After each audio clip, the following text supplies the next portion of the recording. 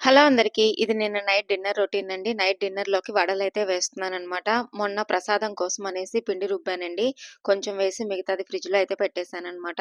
మనకి మార్గశిర లక్షవారం 4గో వారం గారెలు ప్రసాదంగా పెడతాం కదా!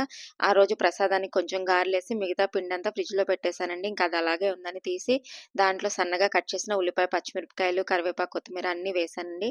అన్నీ వేసి వడ కిందైతే వేసుకున్నాననమాట. పిండి వన్ డే ఫ్రిడ్జ్‌లో ఉంది కదండీ! కొంచెం ఆయిల్ అయితే పీల్చాయి. అప్పటికప్పుడు వేసుకుంటే ఆయిల్ పీల్చవు కానీ, ఒక రోజంతా ఫ్రిడ్జ్‌లో ఉంది కాబట్టి లైట్‌గా ఆయిల్ అయితే పీల్చాయన్నమాట. ఇంక సరే పిండి వేస్ట్ అయిపోతుందని నిన్న డిన్నర్‌లోకైతే ఇలా చేశానండి. నిన్న శుక్రవారం రోజు మార్నింగ్ అమ్మవారికి ప్రసాదమేమో కేసరి చేశానండి. ఇంక నైట్ డిన్నర్‌లోకి ఇలా వడలేసి దీంట్లోకి పల్లీ చట్నీ అయితే చేశానన్నమాట.